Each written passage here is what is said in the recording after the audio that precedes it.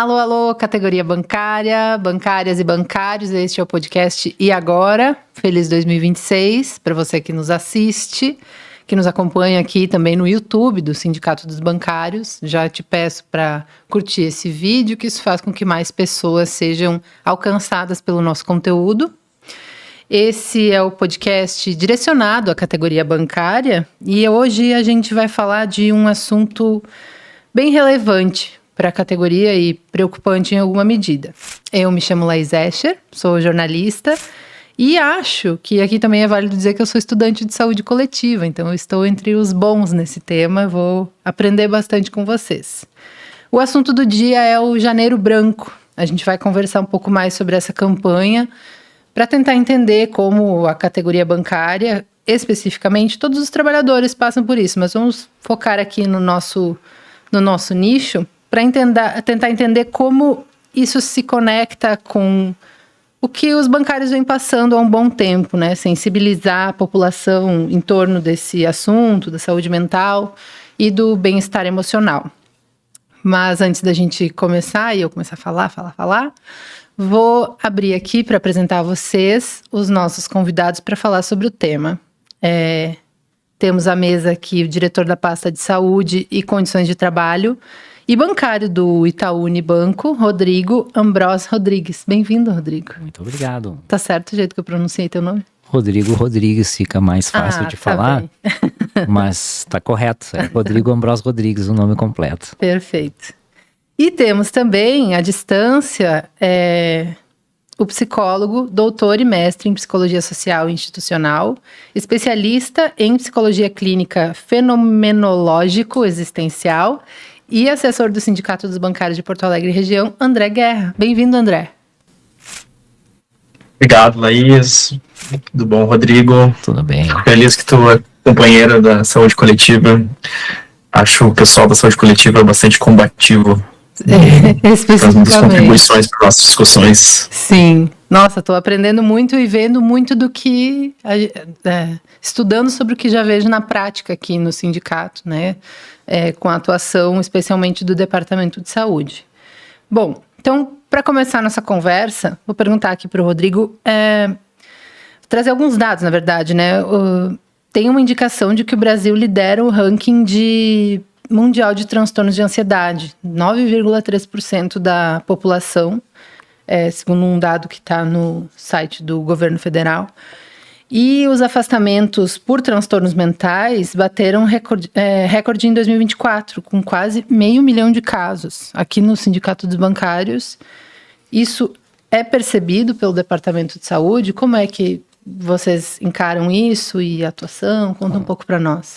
Que bom que a gente está reunido aqui para falar disso hoje, Laís, porque é bem pertinente e é bem relevante essa tua informação.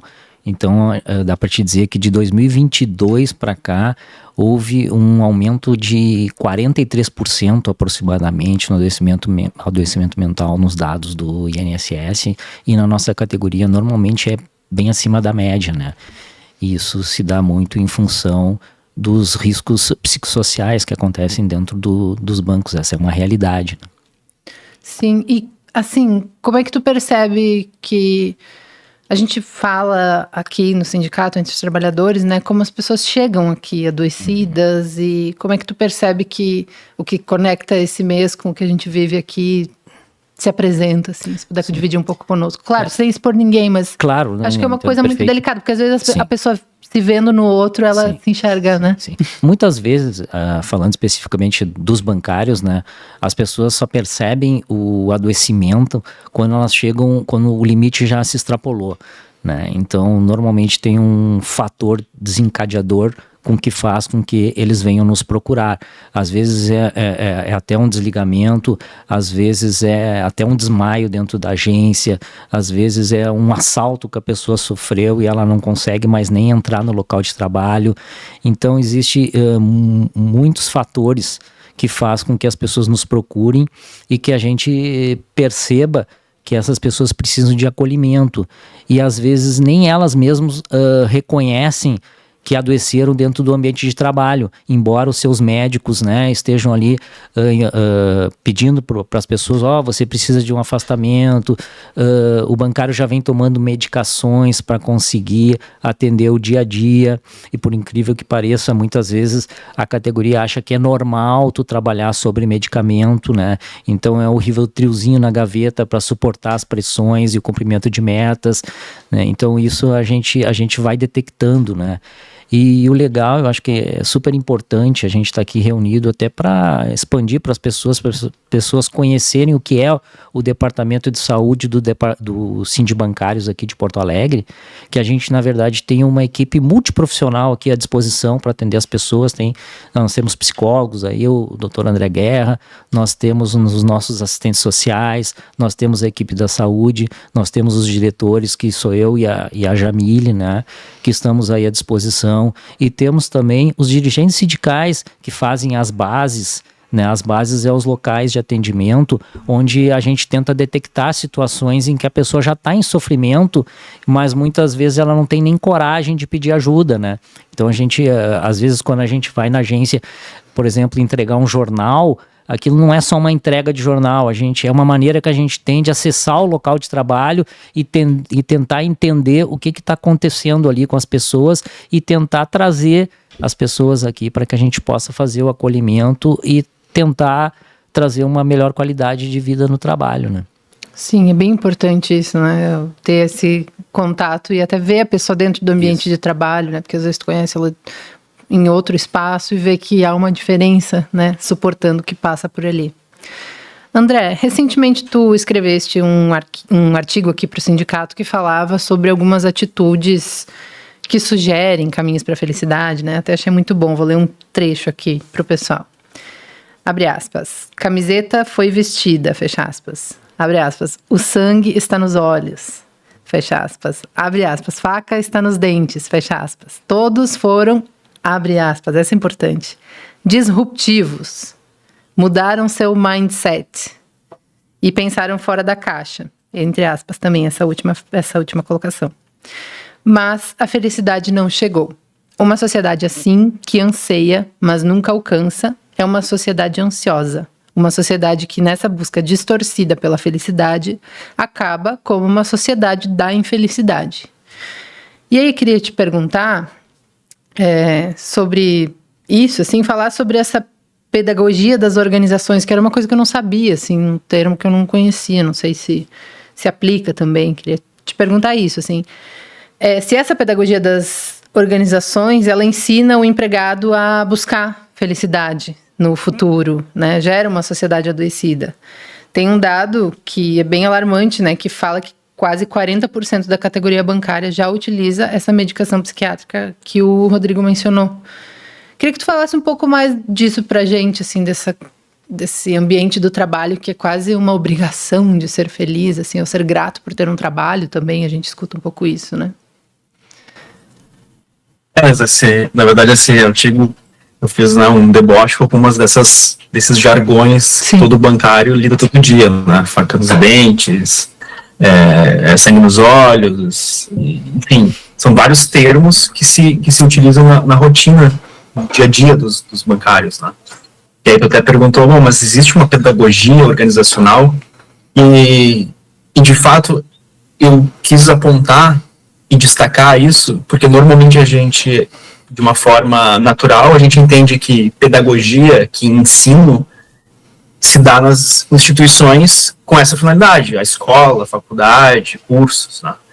Agora, a verdade é que todos os ambientes sociais são ambientes em que a gente aprende, em que a gente ensina o tempo todo.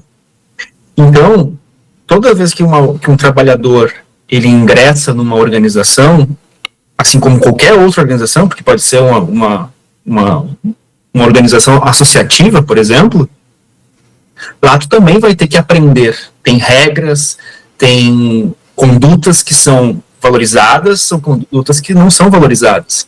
Existem posturas que são boas, posturas que são ruins. Existe uma forma correta ou adequada que aquela organização avalia a conduta das pessoas. Então, todo o espaço é um espaço pedagógico. E com as empresas, as organizações, não deixa de ser. Só que essa pedagogia das organizações empresariais, ela justamente utiliza esses termos, ela utiliza determinadas recompensas como uma forma de auferir lucros através do esforço das pessoas, né? E eu acho que essa que é a questão. Então, tu ter sangue nos olhos, tu ter faca nos dentes, tu ser disruptivo, que é o que se ensina, em princípio, a ideia é que o bancário que fizer isso, ele vai ser um bom colaborador para a empresa e, como consequência, como um efeito, também vai encontrar a sua própria realização pessoal. Só que o que acontece é o oposto. É que uma pessoa que anda com faca nos dentes, e ela tem sangue nos olhos, e ela veste a camiseta, e ela cumpre toda a cartilha da empresa, ela, ao final, não vai encontrar a felicidade e a realização pessoal. Ela, com certeza, vai ter batido as metas, ela, com certeza, vai ter trazido muito lucros para a organização, mas, ao final disso, ela vai ter adoecido, porque ela conseguiu isso às custas da sua própria saúde. E eu acho que essa que é a grande questão que eu acho que é o trabalho do sindical como um todo. É um trabalho para conscientizar as pessoas de que elas, em muitos casos, elas estão sendo completamente iludidas dentro da organização que elas estão atuando, né? Perfeito. É muito... Eu gostei dessa pedagogia da organização, muito bem colocado pelo André, e aí eu fiquei pensando enquanto ele fala, né, como é que tu convence o ser humano para ele ir para a guerra usando a faca nos dentes, né? Como é que tu convence um ser humano para ele ir para a guerra, matar e morrer? Né? Então existe todo um trabalho por trás disso, né? E que as organizações se apropriaram muito disso, usaram até profissionais da psicologia para que o bancário se iluda, para que ele ache para que ele não enxergue o adoecimento, né? Então eu acho que essa história da faca nos dentes e da luta, que tu tem que ser campeão, tu tem que bater metas, eles sempre vão criando essa narrativa para que a pessoa vá mesmo ferida para o trabalho, tanto fisicamente como mentalmente, né? Então, acho por isso que é tão importante a gente estar aqui conversando, né? E explicando, trazendo um pouco do que é a realidade do dia a dia dos bancários. E muita gente não sabe que a gente, Laís, tem aqui um grupo que se reúne há mais de 20 anos, todas as quartas-feiras, que se chama o Grupo de Ação Solidária, que é um serviço que o Sindibancários de Porto Alegre oferece, onde se reúne bancários de toda a categoria, de diversos bancos, pessoas que sofrem e que já sofreram, que superaram através do acolhimento, que se reconheceram junto com o seu próximo, porque às vezes o que acontece?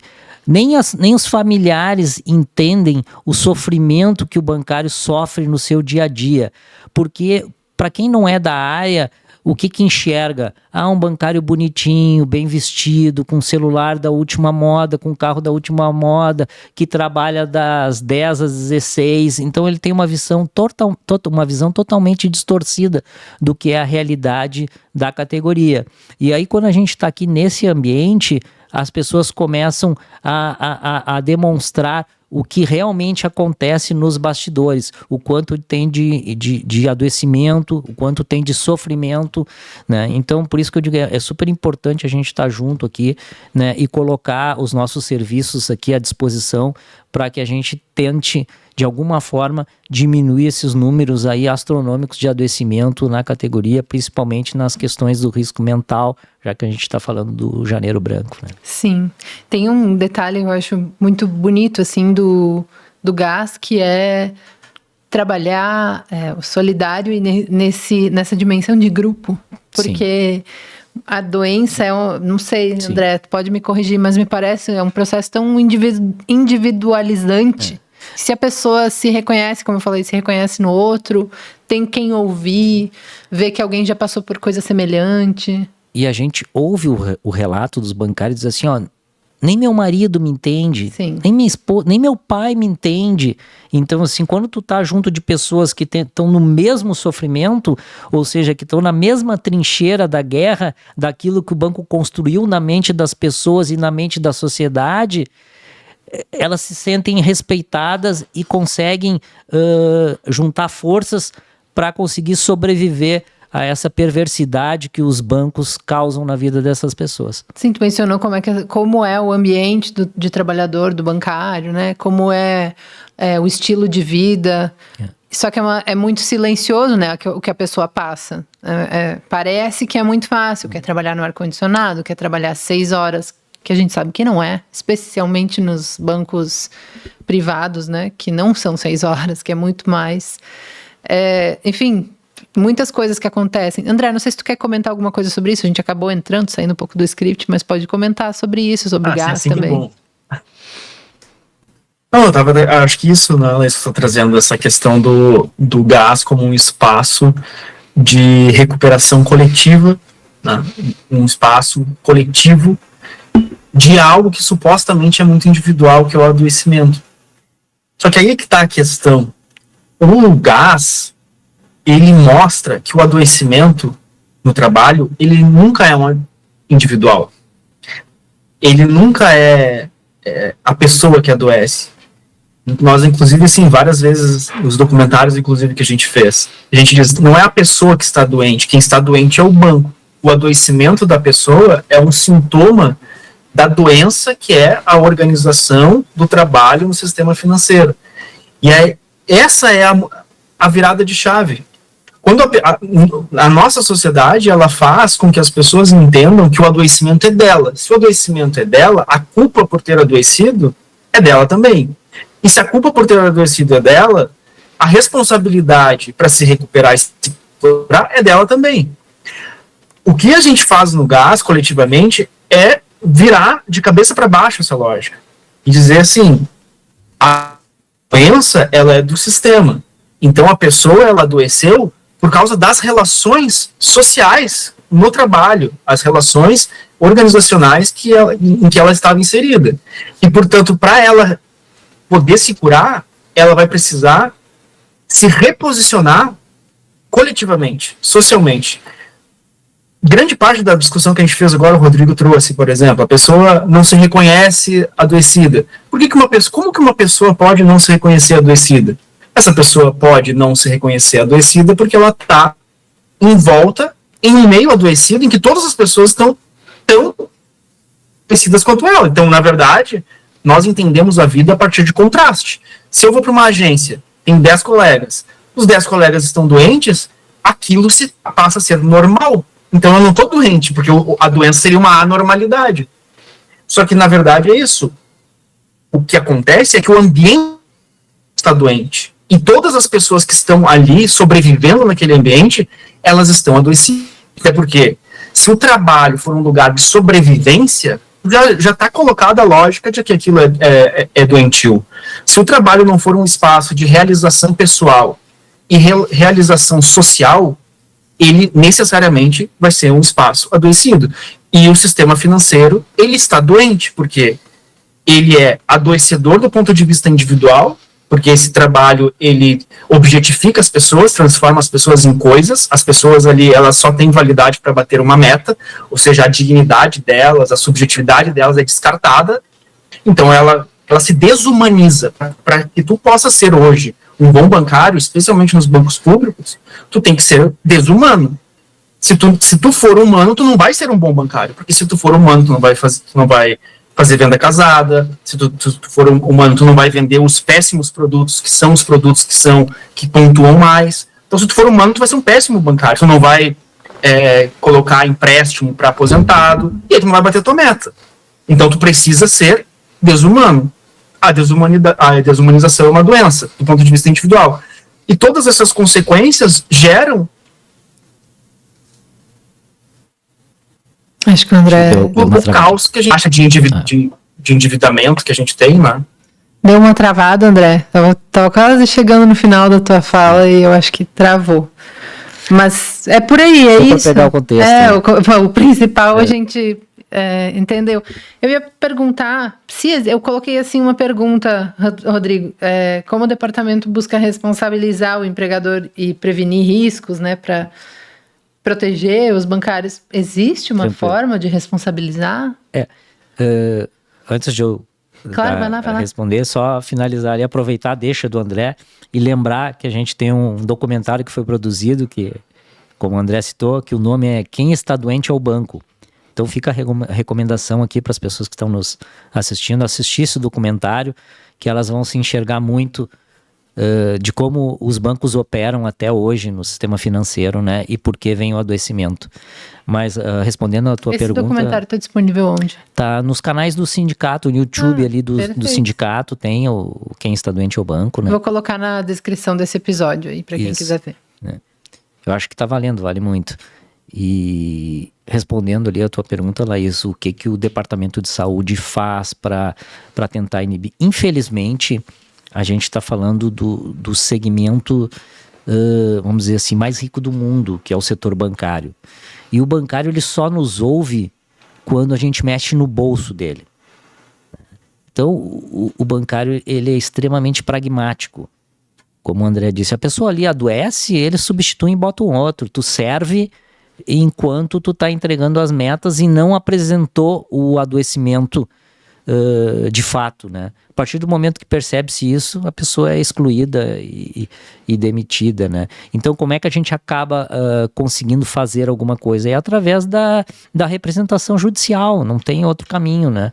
Então, claro, do ponto de vista individual, a gente faz o acolhimento do bancário, a gente traz ele para o nosso grupo aqui, o grupo de ação solidária, né? As assistentes sociais do Departamento de Saúde, a Malu, a Aninha, agora a Renata, que está junto lá conosco, ficam ali disponível para atender por WhatsApp muitas vezes, para atender presencialmente.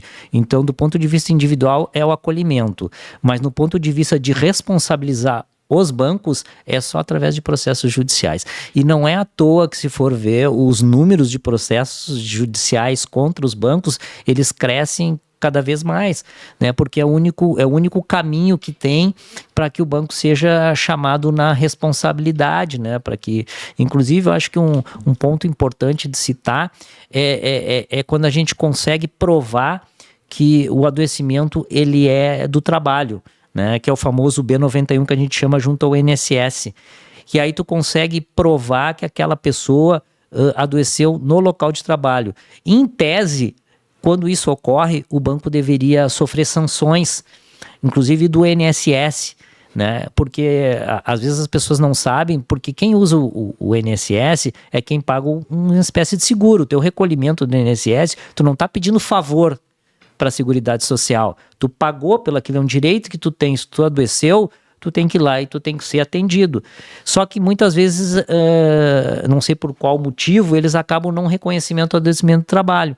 Então a nossa luta é fazer com que o INSS reconheça esse adoecimento do trabalho para que a gente possa gerar sanções junto ao banco e responsabilização junto ao INSS, que ele também deveria ter a obrigação de, por exemplo, se pagou um benefício para um bancário e ele era adoecimento do trabalho, em tese o banco deveria devolver esse dinheiro para os cofres do INSS. Muitas vezes essas ações não ocorrem, mas a Procuradoria do INSS deveria ir atrás e pegar esse dinheiro, trazer de volta dos banqueiros, né? E aí sim, eu acho que a partir daí os bancos começariam a se preocupar em respeitar mais a qualidade de vida dos bancários, respeitar mais as metas expressivas e inatingíveis que são impostas cada vez mais sobre a nossa categoria. Perfeito. Tem alguma coisa que tu queira acrescentar, André? Nesse sentido do que a gente estava falando? Podemos passar para a próxima? Pode passar. Só se tivesse alguma questão que tu acha... Não. Perfeito. Acho bom a gente sempre ampliar, porque o Departamento de Saúde, até como o nosso Departamento de Comunicação aqui do sindicato, a gente trabalha todo mundo muito junto, né? Então sabem de processos, muitas coisas, e... eu vejo vocês muito assim no Departamento de Saúde, né? Colaborando tanto do ponto de vista prático, da vida das pessoas que chegam aqui adoecidas, muitas vezes não sabem nem os direitos que têm. Tanto, assim, que a pessoa pode levar para a própria vida para ir modificando, né? Individualmente, coletivamente também, mas, né? Nos dias, ao longo dos dias. E falando, né? Sobre ponto de vista prático, assim, é uma pergunta um pouco... complicado de responder, porque quase a pergunta de $1 milhão, né? Mas Queria saber, assim, para a gente fugir do Janeiro Branco apenas como um discurso, uma campanha, né? O que a gente poderia colocar de medidas concretas, assim, aqui eu tenho escrito, né, como a proteção financeira e atendimento sem burocracia, assim, para garantir que as pessoas, porque a questão do bolso, né, tu falou, pega muito no bolso das pessoas. Sim. Como é que a gente consegue fazer com que isso realmente seja aplicado? O gás, por exemplo, eu imagino que seja um caminho possível, né, para que as pessoas consigam manejar essa situação de sofrimento e se enxergar também, né? Eu acho que tu colocou muito bem, Laís. Eu acho que é importante, a comunicação é fundamental e a comunicação de qualidade. Vou te dar um exemplo, por exemplo, quando tu tá doente, digamos assim, o que tu vai procurar? Tu vai procurar um especialista, não é? Tu vai procurar, eu quero o melhor especialista que tem para me aconselhar, para curar a minha doença, digamos assim, né?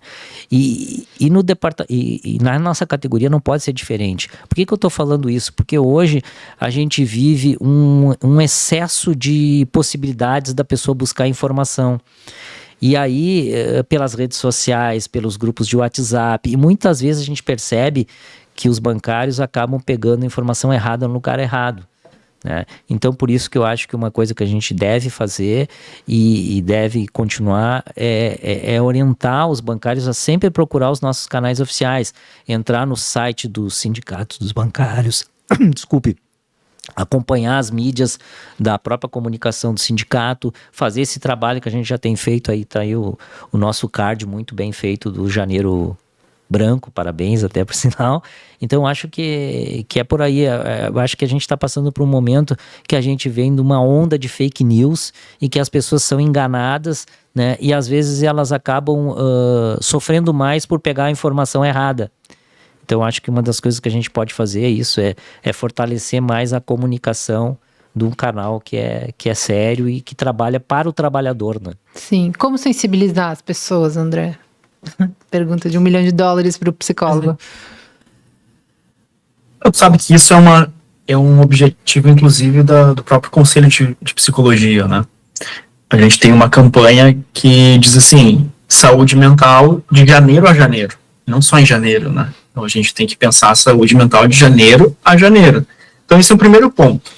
Acho que grande parte dessa questão começa com a conscientização. As pessoas precisam colocar e até a palavra, até mais do que saúde mental, colocar a sua existência mesmo como uma prioridade, que não é colocado. E por que não é colocado? Porque a gente naturaliza, enquanto sociedade, uma forma adoecida de viver.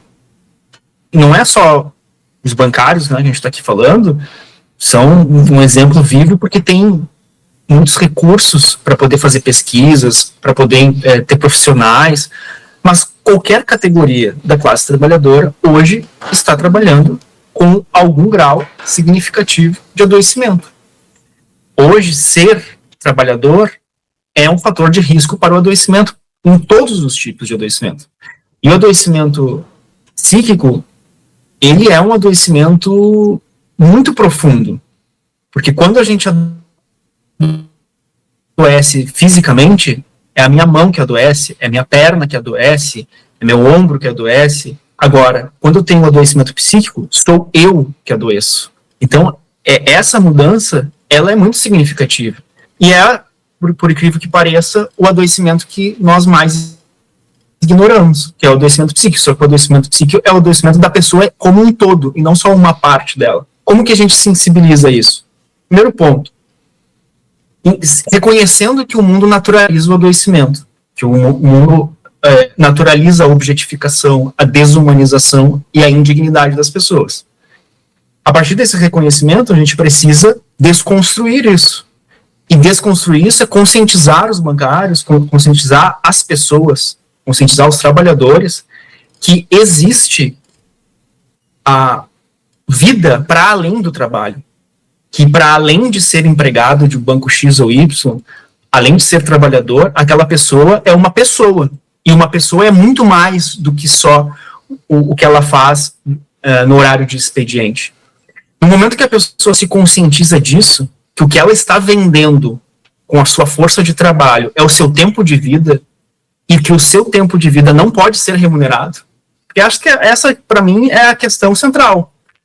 Não importa o salário que tu ganhe, pode ser uma pessoa que ganha um salário mínimo ou 200, 500, pode ser o CEO de um dos bancos, tu vai ganhar 700 milhões de reais por ano. É um bom dinheiro, tu ganhar R$500 milhão por ano é realmente um bom dinheiro. Agora, esse dinheiro não paga o teu tempo de vida. Sim. Ele não é equivalente ao teu tempo de vida. O teu tempo de vida está sendo esgotado e está sendo trocado por dinheiro, que é um bom dinheiro, tu pode viver com esse dinheiro muito bem, dependendo do caso. No caso dos bancários, nem tão bem assim. Mas tu está trocando por algo que é insubstituível. Reconhecendo isso, eu acho que para mim, esse é o primeiro ponto. É esse choque de realidade que a gente precisa fazer através da comunicação, através de um processo profundo de conscientização, é trazer esse choque de realidade. O que as pessoas estão fazendo com a sua própria vida. Essas pessoas chocadas, a partir desse momento, tem um segundo ponto. Qual é o segundo ponto? É mostrar que a gente não pode, enquanto sociedade, enquanto trabalhadores, tolerar o intolerável. E aí, a responsabilização dos próprios trabalhadores, porque os trabalhadores não podem delegar a responsabilidade exclusivamente para os sindicatos. Eles são o sindicato. Os trabalhadores têm que se reconhecer. Eu sou o sindicato. Eu não estou no sindicato, mas eu sou o sindicato. E a atuação sindical começa por não aceitar o inaceitável, não tolerar o intolerável e denunciar, se mobilizar e encontrar todas as formas possíveis de agir e, diante de esbarrar numa forma impossível, tomar como tarefa, não, é impossível. Não, se for impossível, que muitas vezes nem é, se eventualmente for impossível alguma ação, desenvolver coletivamente estratégias de tornar possível isso que até então era impossível, né? Sim, nossa. É sempre muito bom ouvir o André. A gente aprende muitas coisas e fica pensando em como eu, aqui, né, buscando comunicar sobre esse assunto, fico pensando em saídas, assim. Essa sensibilização e tornar parte de algo que se mobiliza é realmente algo muito importante, né? É isso, como a gente mencionou antes, né? O adoecimento tem essa camada individualizante, assim, então conseguir ampliar os horizontes nesse sentido faz muita diferença. Bueno, a gente estava conversando antes, né, André, sobre essa tristeza persistente, ou o que é a tristeza persistente, o que é ser uma pessoa que se sente triste, e o que é a distimia, né, que é esse transtorno depressivo persistente, de fato. Tu pode nos explicar, assim, dar uma dimensão do que é uma tristeza leve, que dura anos, onde a pessoa já vive ali automaticamente, né, seus processos, e com um esforço emocional exaustivo, assim. Então, como é que a gente faz essa diferença, assim? É muito boa essa tua pergunta, né, Lenz? Até porque falar de tristeza na nossa sociedade hoje é difícil, porque a gente vive numa sociedade em que a tristeza ela é rechaçada. Tá? Então, existem dois pontos importantes para a gente começar isso.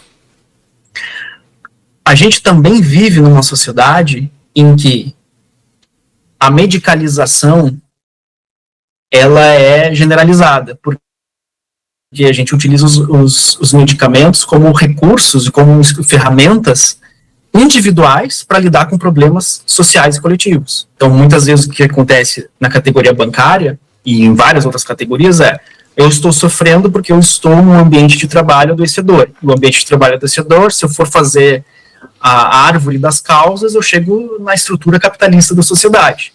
Como mudar o capitalismo hoje não está ao meu alcance individual, eu não consigo virar uma chave e mudar o capitalismo, que é o problema que me faz adoecer, eu tomo um medicamento para poder lidar com as consequências disso. E aí, então, a gente utiliza muitas vezes a medicalização como esse recurso de manejar sintomas, ou remediar sintomas e não tratar a doença. Né? E aí, o que acontece? muitas vezes a tristeza nessa perspectiva, ela é vista como uma forma negativa, o que não é necessariamente a tristeza. Por exemplo, se uma pessoa perde um familiar, se a pessoa perde um amigo, se a pessoa tem uma perda, se a pessoa tem um luto, o estranho, o anormal, o inesperado é que a pessoa não sofra, embora a gente esteja, inclusive, vendo isso. As pessoas estão tomando remédio para lidar com o luto de 2, 3 dias, 4 dias, né? Então, isso é anormal. Então, tristeza, ela tem um objeto concreto. Eu estou triste por quê? Estou triste porque determinada situação aconteceu. Não poderia estar feliz. E isso é esperado, é saudável que a pessoa possa lidar com a tristeza. O que pode deixar de ser saudável é que se essa tristeza, mesmo que tenha um objeto concreto, ela passe a perdurar para muito além daquilo que ela poderia perdoar. E, embora cada pessoa também tenha uma forma de lidar com as situações. Pode ser que a perda de um cachorro para uma pessoa seja um evento trivial, para outra pode ser um evento muito traumático. É difícil da gente mensurar até que ponto aquela tristeza é saudável, não. Que é, tendo um objeto concreto, tendo uma questão objetiva, é esperado que a pessoa sofra por um determinado tempo. O que acontece com a distimia ou com outras formas prolongadas, e aí se torna um pouco mais difícil, é que em algum momento se perde uma causa concreta. A pessoa não está irritada, triste ou abalada por algo concreto. Ela está abalada pelo próprio existir dela. Então, o próprio existir dela é um existir triste, é um existir despotencializado. E aí isso seria a grande diferença. A tristeza ela é algo pontual, mesmo que possa perdurar, mas ela está vinculada a alguma coisa concreta. Uma distimia ela é algo que é a ambiência daquela pessoa, e que muitas vezes se confunde com a própria personalidade. A pessoa pode dizer, não, mas ela sempre foi assim. Pode ser que não seja sempre assim, né? É algo que perdura com uma intensidade menor do que a depressão. Em linhas gerais é isso. Mas eu acho que a tua pergunta, ela queria aprofundar em relação a isso, não queria só fazer essa distinção, né? Tinha outras expectativas com essa pergunta, né? Mas para entender, assim, o que é isso, porque eu acho que muita gente passa por isso, ou, não sei, agora, situações que a gente sabe, né? Gente que toma medicação, a mesma medicação há 4 anos, 5 anos, ou no máximo troca alguma medicação e outra, e é isso. Não faz alguma análise, não faz psicoterapia, não muda, né, os processos. Então, porque muitas vezes está paralisado, enfim, também nesse processo, assim. Era isso que eu acho que é o importante da gente discutir nisso. Muitas vezes, a eficácia de um tratamento medicamentoso, quando a doença ela não está na pessoa, essa eficácia vai ser reduzida. Se a pessoa está, vamos supor, ansiosa ou depressiva, porque todos os dias que ela chega no trabalho dela, ela é humilhada, ou ela é ignorada, ou ela tem um ambiente hostil, ou ela tem um ambiente onde ela é desumanizada, este lugar está doente. Esta pessoa vai tomar a medicação. O que adianta em relação ao ambiente isso? O ambiente vai continuar exatamente a mesma coisa. Então essa pessoa, ela não está curando uma doença. Essa pessoa pode estar, se ela estivesse com depressão, ou estivesse com algum quadro psiquiátrico consolidado, ela pode estar reduzindo os seus sintomas, remediando os seus sintomas, mas ela não está corrigindo o problema. Se a situação permanecer a mesma, não importa quando, posso tomar 10 quilos de antidepressivo. Se o meu chefe é assediador, sou eu que estou tomando o remédio. Não é o meu chefe. Então, ele vai continuar sendo assediador. O meu chefe não vai deixar de ser assediador porque eu estou tomando antidepressivo. E se eu passar 30 anos tomando antidepressivo e sendo assediado, eu vou, durante 30 anos, manifestar alguns sintomas, independentemente da medicação, não. E aí esse que é o problema, né? A gente toma, às vezes, medicação para lidar com sintomas, né? E se não for, se fosse tomar uma atitude, né? O que essa pessoa poderia fazer? Acionar alguém? Que realmente é bastante complexo, né? Quando é o banco que está doente, a medicação é só um paliativo, como bem colocou o André. E aí, o que a gente faz nessa hora, né? É aí que entra o nosso trabalho. É aí que entra o trabalho multiprofissional do Departamento de Saúde, aí que entra o trabalho da comunicação. Eu sei que muitas vezes a gente enxuga gelo, né? Mas é o que a gente tem para fazer. Quando o sistema está doente, né? Como é que a gente faz? Conscientizar as pessoas, como o André bem colocou. A gente, quando está trabalhando, a gente está vendendo o nosso tempo de vida, né? Então, aquele ditado, né? A gente deve viver para trabalhar ou trabalhar para viver, né? Sim. A gente tem que começar a ver outros valores, né? E a gente prega muito isso, né? E, infelizmente, na categoria bancária, as pessoas... elas são muito pelo financeiro, Sim. né? Às vezes, claro, às vezes até pela sobrevivência, por aquilo que a sociedade impõe, né? Que tu tem que manter uma boa escola para teus filhos, Sim. tu tem uma multifatorial, né? Mas eu acho que vale a gente fazer o alerta aqui e conscientizar a população de que a gente o mundo precisa buscar novos valores, o mundo precisa se abrir para o que realmente importa. Eu acho que o nosso trabalho é trazer a conscientização. Sim, e se individualmente a gente for pensar, o valor que eu recebo é muito bom, os benefícios são bons, pensar que a longo prazo, então, né, se está nesse cálculo, se está fazendo esse cálculo, pensa a longo prazo. Tá, esses benefícios são tão bons, mas quando eu estiver na situação X, adoecido, com algum problema de saúde que transpasse o mental, né? Sim, porque é isso que acontece muitas vezes, a pessoa começa a adoecer no corpo físico também, então é mais uma doença, né? Trazendo casos concretos aqui, por exemplo, o que a gente ouve com frequência do bancário, por exemplo, a partir do momento que ele se afastou ou que ele foi desligado, ele está numa velocidade mental tão forte, que ele para e diz assim, parecia que não tinha vida fora do banco. E aí a pessoa começa às vezes essa disrupção faz com que a pessoa comece a acordar para a vida e dá a oportunidade de talvez ela ter uma qualidade de vida melhor, né?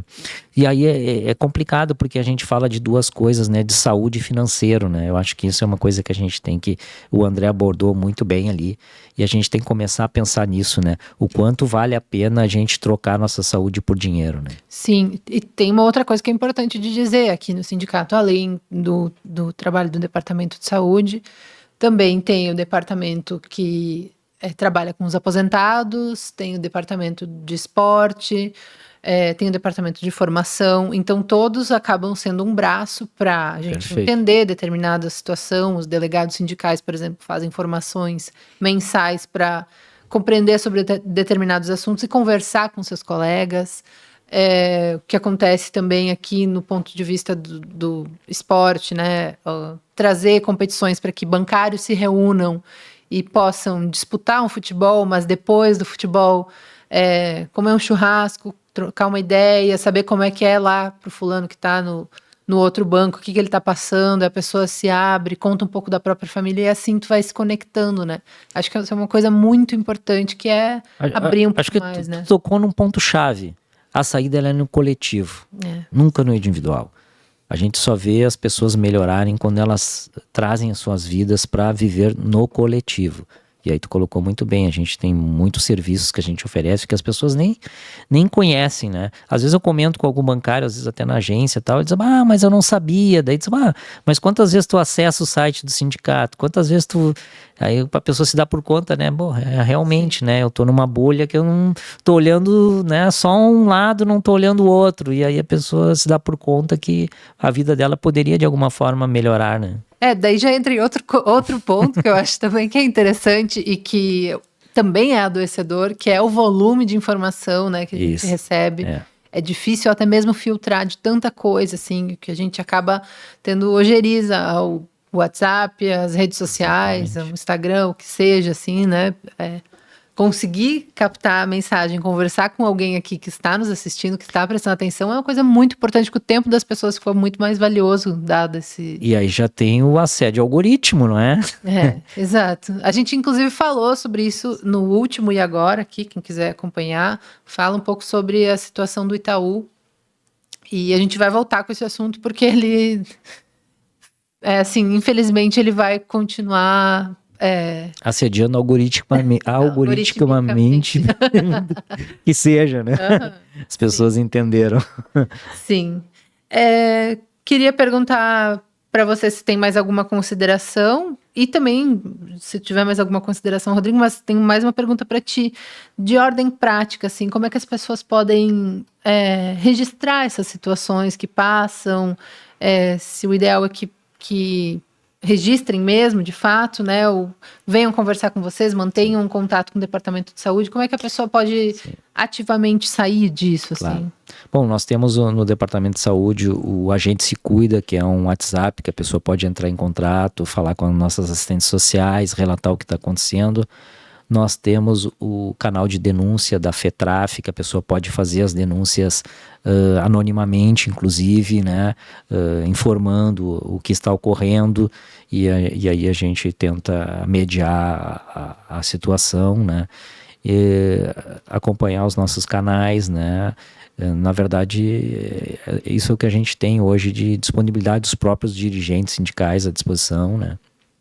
Conversar também com quem for as zonais, né? Conversar conosco quando a gente for. Visitar. Eu sei que é difícil, que as pessoas se sentem constrangidas, às vezes até por causa da chefia que está próximo, né? Mas a gente está à disposição. Né? Pega um jornal, dá uma olhada Isso. no telefone, manda um WhatsApp ali de cantinho, assim, que é sempre bom ter uma outra ótica, né? Do que está se passando. André, tuas últimas considerações. Eu acho que pensando assim, do ponto de vista prático, né, que a gente pode fazer, eu considero que tudo começa pela autorreflexão. As pessoas precisam, antes de mais nada, pensarem e refletirem profundamente sobre onde elas estão, né, quem elas são nesse momento, e para onde elas querem ir e quem elas querem ser. E a gente entra muitas vezes nesse obstáculo aqui, né, que é a que questão tipo financeira. de sociedade a gente quer ter, né, André? Exatamente, né? Que tipo de sociedade, que tipo de mundo a gente quer deixar, né? Então, assim, as pessoas precisam ter clareza sobre isso.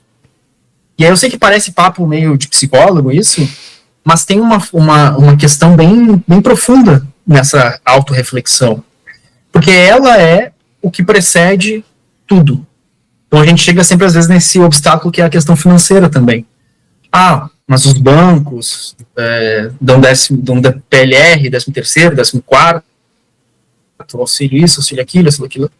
Por um lado, pelo lado quantitativo, o dinheiro que os bancos dão para os bancários é libertador, em princípio.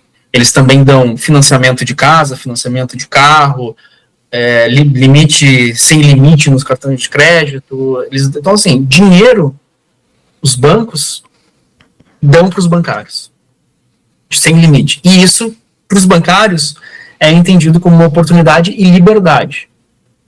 Agora, se tu olhar isso de uma forma crítica pelo outro lado, a gente pode pensar que isso são algemas de ouro. Porque quando o bancário faz financiamentos de casa, de carro, compra roupa no cartão de crédito, compra viagens no cartão de crédito, mais salário, se ele for pensar bem, e a sacanagem, né? Os financiamentos para os funcionários têm uma taxa diferenciada, inclusive, só enquanto tu for funcionário.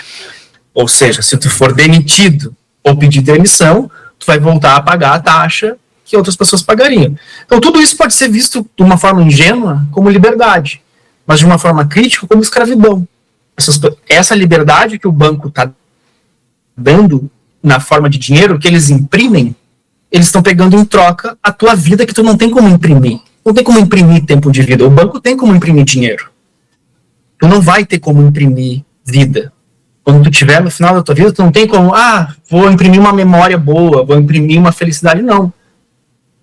Tu não tem como trocar. Não, então não é equivalente dinheiro por vida, embora a gente ache isso. E quando a gente faz essa reflexão mais profundamente, a gente tem que sempre levar em consideração: ninguém quer dinheiro. O que as pessoas querem é o que o dinheiro traz. É o que as pessoas adquirem com o dinheiro. E muitas vezes o que o dinheiro traz são experiências. é vivência. Só que as pessoas não podem esquecer que quando elas adoecem psiquicamente, é esse adoecimento psíquico que vivencia e experiencia as vivências e as experiências trazidas pelo dinheiro. Ou seja, o banco te deu um cartão de crédito com um limite ilimitado que te permitiu comprar uma viagem para passar 1 semana, 2 semanas na Europa. Mas a pessoa que com esse cartão de crédito foi passar 2 semanas na Europa é aquela pessoa que estava adoecida. E as experiências dela na Europa não são o que ela gostaria, porque ela gostaria de estar na Europa feliz, alegre, contente, conhecendo os lugares, tendo memórias com a família dela, tirando fotos, se sentindo realizada por estar realizando o sonho de conhecer a Torre Eiffel. Só que o que está acontecendo é que ela está lá pensando, semana que vem eu tenho que voltar, e eu não vou bater minha meta, eu tô com medo de ser demitido, e aí quando eu voltar, como é que eu vou arcar com as prestações dessa viagem que eu fiz em 48 vezes? Então, quem está experienciando e vivenciando aquilo que o banco deu, é uma pessoa adoecida pelo banco. E aí, se tu fizer, no final das contas, uma conta que considere variáveis qualitativas, essa conta nunca vai fechar. E eu acho que aqui é o processo que as pessoas precisam entender que talvez elas estejam sendo ludibriadas, né? Nossa, é exatamente isso. O que paga, né? E essa experiência vivida como, assim, esse aprisionamento que vai se dando, né? De vender o próprio tempo, de vender os próprios sonhos, né? As próprias esperanças.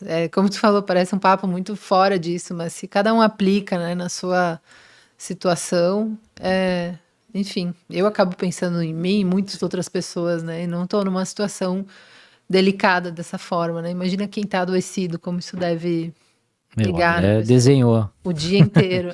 Exato. E quem tem filhos, enfim, uma família para sustentar, são muitas variáveis que vão dando muito mais camadas, assim, para o adoecimento, né? Bueno, chegamos ao final do nosso podcast agora.